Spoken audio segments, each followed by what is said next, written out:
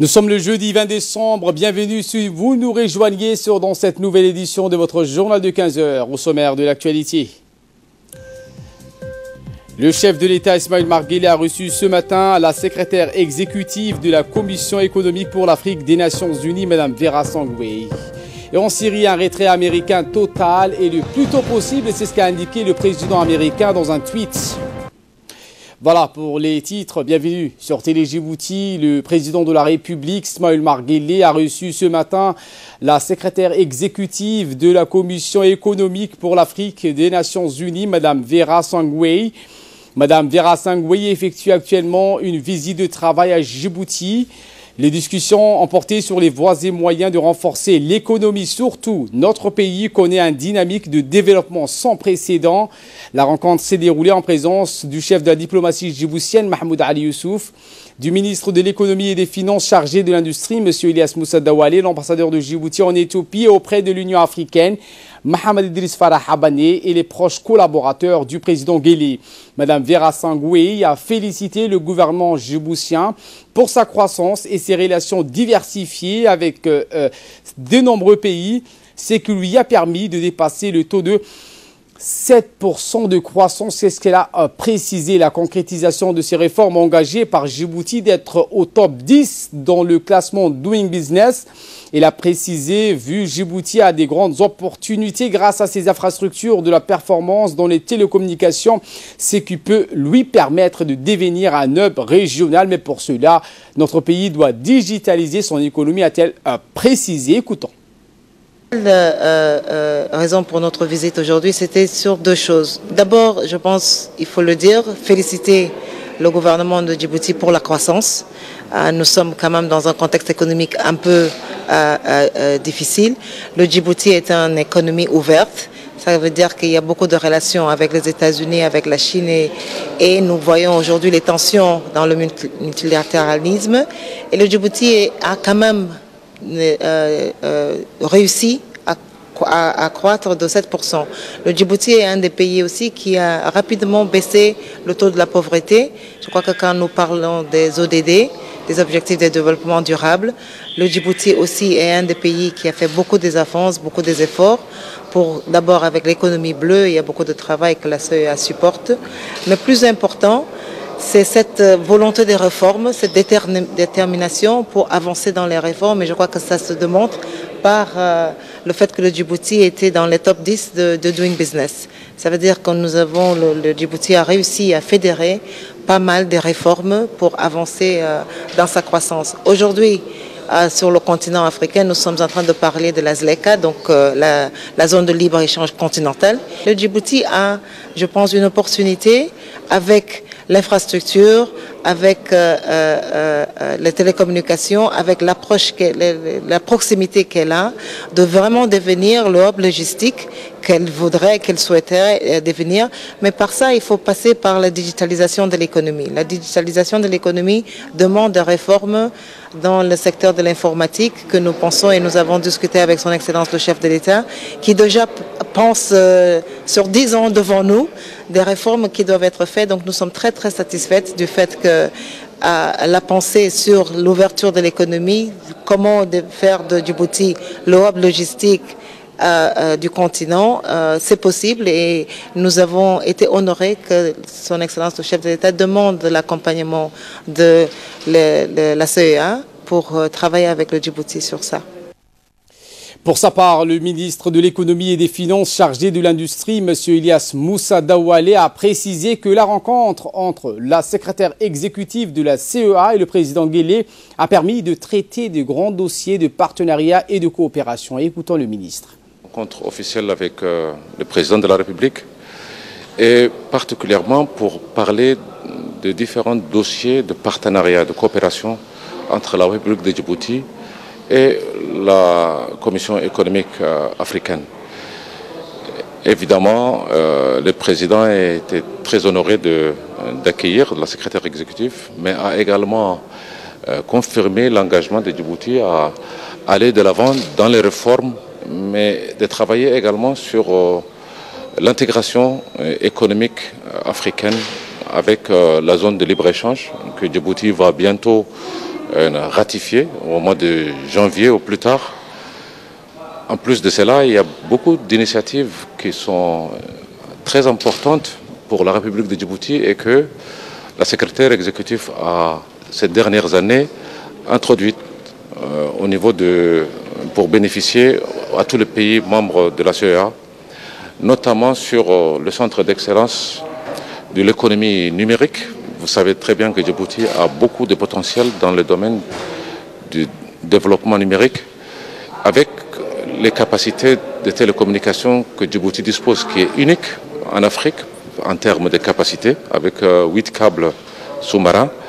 C'est de voir dans quelle mesure la CEA va également accompagner, à travers le centre d'excellence du numérique de la CEA, la transformation du secteur.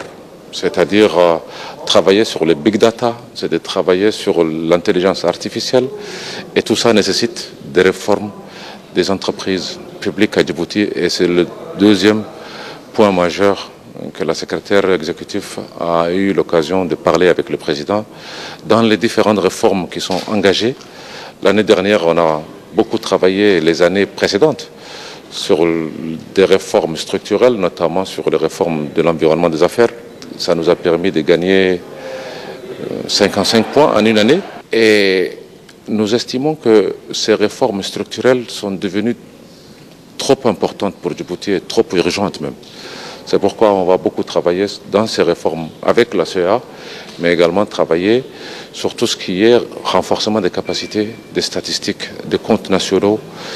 Au lieu que les chiffres soient calculés pour nous par d'autres institutions, qu'elles soient une FMI ou autre, avec la CEA et les différents partenariats, Djibouti doit avoir ses propres calculs faits ici à Djibouti avec l'expertise de la CEA, mais avec surtout la capacité de Djibouti développée. Le Premier ministre a eu une importante réunion de travail avec l'ambassadeur de Djibouti en Chine, Abdallah Abdillahi Miguel, le directeur de l'Office du tourisme et le directeur de l'aéroport, la secrétaire générale de l'UNFD, le chef d'état-major de la gendarmerie nationale, le colonel Zakaria Hassan Adan, ainsi que le directeur général de la police nationale, le colonel Abdillahi Abdi Farah. Cette réunion est en prélude à l'arrivée d'une centaine de touristes chinois, 360 plus précisément, vers début 2019 à Djibouti. Le secrétaire général de la primature, Naguib Abdallah Kamil, et le conseiller technique du Premier ministre, Ali Silaï, assistaient donc à cette réunion. L'ambassadeur de la République de Djibouti en poste donc, en Chine, Abdallah Abdillahi Miguel, donc, a rappelé que pour la première fois, Djibouti accueille donc, beaucoup de touristes chinois et a été inscrite dans la liste des destinations touristiques. Écoutons. Effectivement, comme vous avez si bien dit, la réunion de ce matin consistait à préparer un grand groupe de touristes chinois accompagnés de grandes chaînes de télévision spécialisées dans le tourisme et les grands opérateurs du tourisme en Chine qui viendront à Djibouti vers la fin du mois de janvier, Inch'Allah.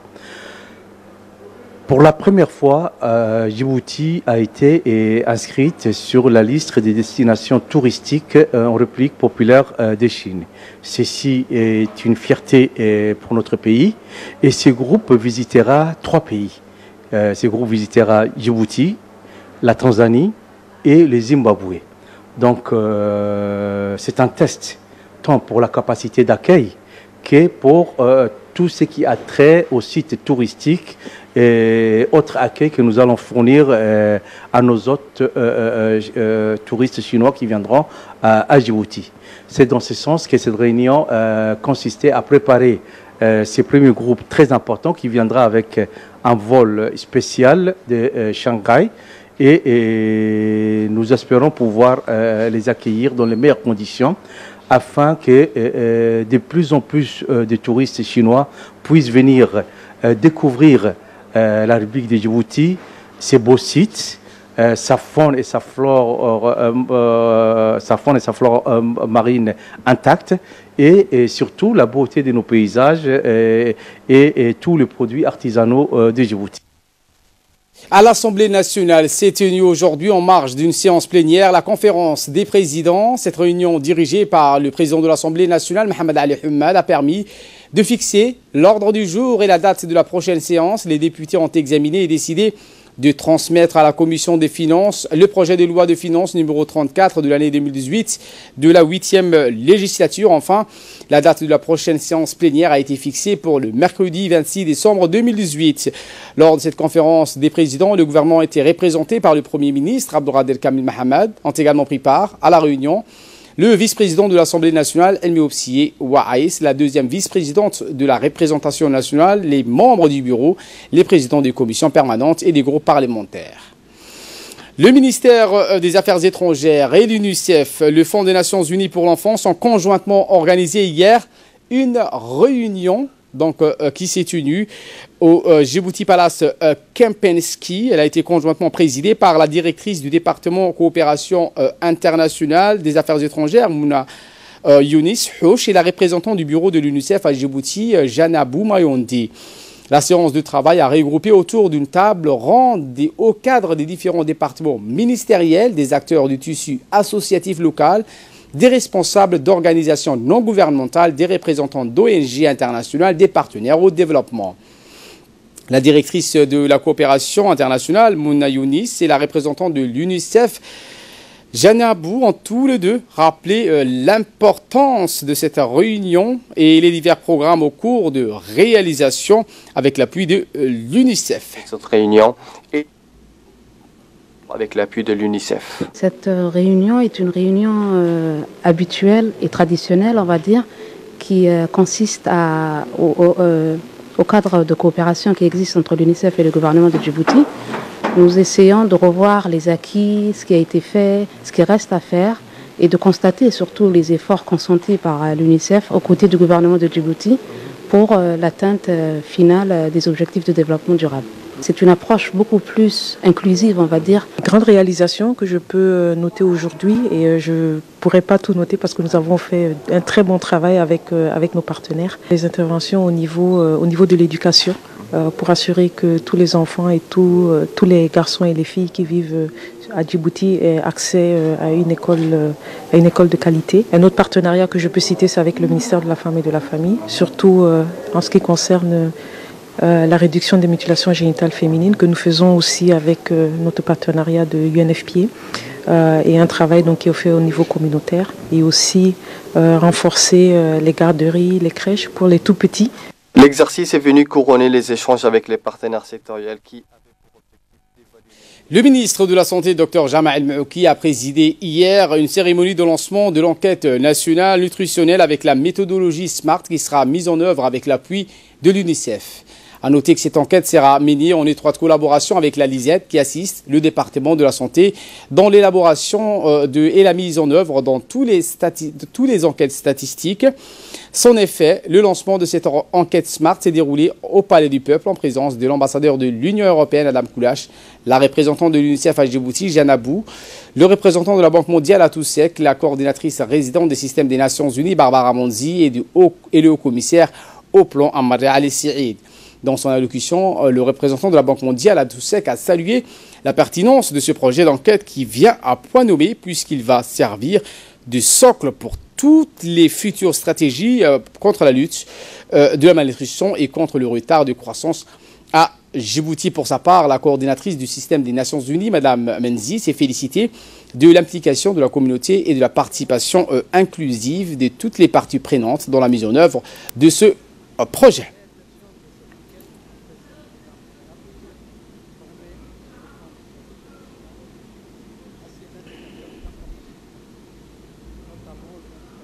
Nutrition, d'allaitement maternel, de mortalité et des suppléments de vitamines A.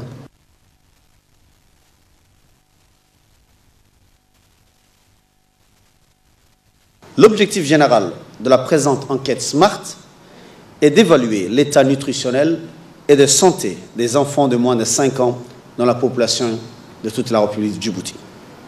Plus spécifiquement, elle permettra d'évaluer l'état nutritionnel national actuel d'enfants âgés de 0 à 5 ans, à moins de 5 ans, en fonction des taux de malnutrition aiguë, des taux de malnutrition chronique et la prévalence de l'insuffisance prépondérale. d'évaluer les pratiques alimentaires du nourrisson et des jeunes enfants, principalement l'allaitement exclusif pour les enfants de 0 à 6 mois.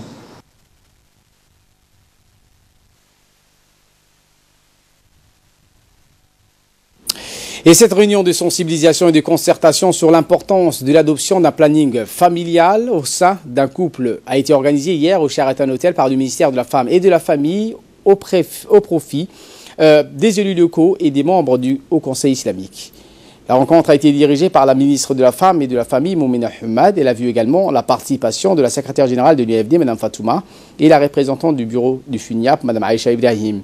Les responsables du Haut Conseil islamique ont pris part donc à cette sensibilisation. La ministre de la Femme et de la Famille a rappelé l'importance de l'espacement des naissances au sein d'un ménage ou d'une famille. C'est-à-dire faire en sorte à ce que chaque individu ait accès à des services de santé de qualité et abordables. Et en particulier, il s'agit de garantir à chaque femme, à chaque enfant et à chaque enfant qu'ils puissent bénéficier de soins de qualité à un coût accessible et quand il en a besoin. Cela signifie avoir un service complet de santé, de la reproduction, de la mère, du nouveau-né et de l'adolescent.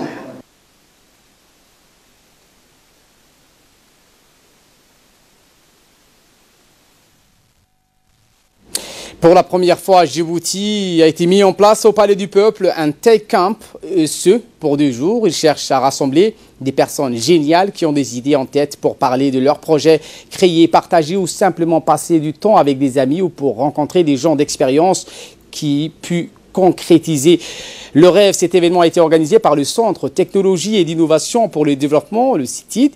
Ainsi, plus de 400 jeunes se sont rassemblés pour discuter de technologie, la conception, start-up et entrepreneuriat, gestion d'entreprise, la photographie, expérience utilisateur et beaucoup plus.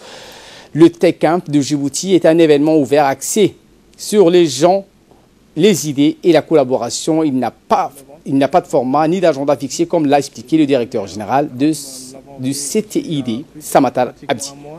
Un autre événement qu'on appelait Startup Weekend, qui rentre dans le cadre de nos activités au CTID, qui nous sommes enclins à promouvoir et à supporter les talents, les jeunes talents, parce qu'il y en a beaucoup. Et comme on a souvent des programmes en partenariat avec différentes institutions publiques ou privées, nous faisons aussi ce genre d'événement Tech Camp pour détecter aussi d'autres talents qui porteront des projets novateurs qui permettront à ce que la communauté locale puisse en bénéficier. Exercice et entraînement au sein des forces armées djiboutiennes. Tout ce matin, le chef d'état-major général des armées, le général du corps d'armée, Zakaria Cheikh Ibrahim, s'est envolé à bord de l'hélicoptère militaire Écureuil pour inspecter le bataillon d'intervention rapide, le BIR, stationné à Ali Une et commandé par le capitaine Omar Ali Hassan. Au cours de ce déplacement, le général Zakaria Cheikh Ibrahim, accompagné du général de brigade Tahir Ali Mohamed, chef d'état-major de la défense, et d'une forte délégation militaire. À la descente de l'hélicoptère, le CMGA a été accueilli par le capitaine Omar Ali Hassan, commandant du BIR. Puis le général Zakaria Cheikh Ibrahim a participé à la traditionnelle revue des troupes. Une fois les honneurs rendus, le chef d'état-major général des armées a assisté à une présentation d'un exercice de combat relatif à une attaque des belligérants et les mesures entreprises. Dans cet exercice, il a été question de revoir les connaissances acquises dans la gestion d'un conflit et plus particulièrement la prise en charge des blessés et la reconquête d'une zone. Cette démonstration était l'occasion pour les éléments du bataillon d'intervention rapide de démontrer leurs connaissances, leurs compétences et leur savoir-faire acquis dans la lutte contre les malfaiteurs et la protection de la souveraineté de notre territoire. En effet, le bataillon d'intervention rapide, le BIR, mis sur pied en 2017, se veut le noyau central offensif des forces armées djiboutiennes destiné à servir de soutien aux forces armées djiboutiennes dans les opérations de grande envergure et projetable à tout moment. De ce fait, la formation de ce bataillon est exclusivement offerte par les forces américaines, formation calquée sur les modèles des commandos marines des États-Unis. Par la suite, le CMGA a assisté à une démonstration de corps à corps, ceci permis d'enrichir et d'aguerrir les soldats. Finalement, le général Zakaria Cheikh Ibrahim a contrôlé l'infirmerie du corps et la prise en charge des soldats dans leur vie quotidienne. Il a pu s'acquérir de cette situation médicale et la fonctionnalité de l'infirmerie. Comptant des résultats, le général Zakaria Cheikh Ibrahim s'est dit satisfait, donc à exhorter tous les stagiaires à donner donc les meilleurs d'eux-mêmes pour protéger la patrie.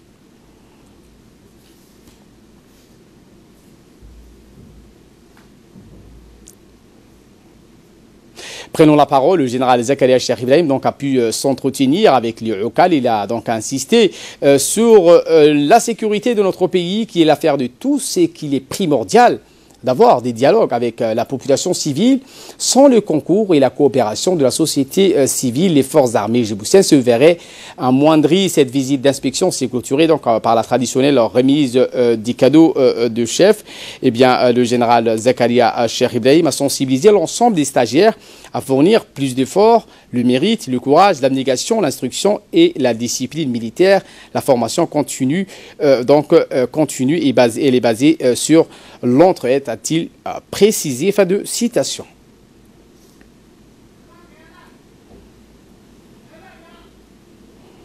La Commission nationale de droits humains a organisé à l'Université de Djibouti une journée de sensibilisation pour les filières de droit. Cet atelier organisé par la CNDH, qui mène dans le cadre de la campagne de sensibilisation sur le droit de l'homme, a regroupé un grand nombre d'étudiants de l'université filière droit, dont le président de l'université, M. Diama, pour discuter du thème de droit de l'homme. Ensuite, les responsables de la CNDH ont expliqué donc le droit de l'homme sur tous ces aspects. Le président de l'université a bien remercié les responsables de la CNDH pour ces activités qu'ils ont proposées.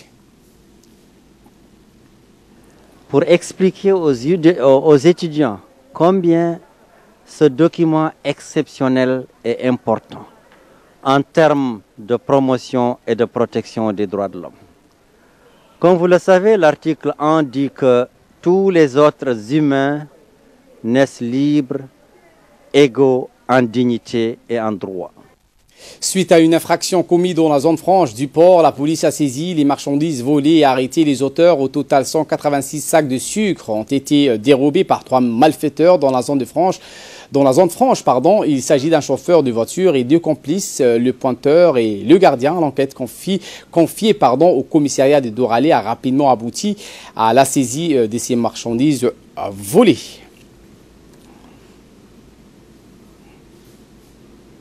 Toujours dans les activités menées dans le cadre du programme de promotion de la protection des droits humains, le comité de gestion communautaire du quartier 1 et 2, en collaboration avec l'UNFD, a organisé au siège de la commune une journée de sensibilisation sur les droits de l'enfant et la nécessité d'abandonner cette pratique de la mutilation génitale féminine qui est néfaste donc à la fille.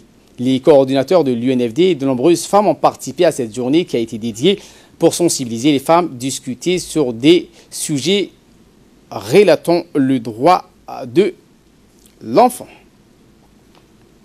Et de là, nous passons aux nouvelles à travers le monde. À Madagascar, la commission électorale malgache, la CENI, a commencé à publier les premiers résultats encore très partiels du second tour de l'élection présidentielle du dimanche, que les 2 finalistes Marc Rabadomanana et André Rajodina ont d'emblée affirmé avoir remporté, selon ce décompte qui porte sur à peine 6% des bureaux dépouillés et environ 750 000 de quelques 10 millions d'électeurs inscrits. Rajodina arrive en tête avec 57% des suffrages contre 43% à son rival. Ces chiffres sont encore loin de dessiner une tendance fiable. Mais avant même leur publication, les candidats s'étaient donc déjà déclarés victorieux dimanche soir. Et en Syrie, donc, les forces américaines donc, se sont retirées, un retrait américain total et le plus tôt possible. Le président des États-Unis d'Amérique, Donald Trump, qui estime avoir atteint son objectif de vaincre le groupe État islamique, En Syrie, on envisage désormais un retrait complet des troupes américaines stationnées dans ce pays. C'est un retrait total qui interviendra aussi rapidement que possible. C'est ce qu'a précisé un responsable américain sous couvert d'anonymat, précisant que la décision avait été prise. Quelques de mes soldats américains sont actuellement déployés dans le nord de la Syrie, essentiellement des forces spéciales présentes pour combattre l'État islamique et entraîner les forces locales dans les zones reprises des djihadistes. Voilà pour l'essentiel de ce 15h. Merci à vous de nous avoir suivis et très bon suivi des programmes sur Télé Djibouti.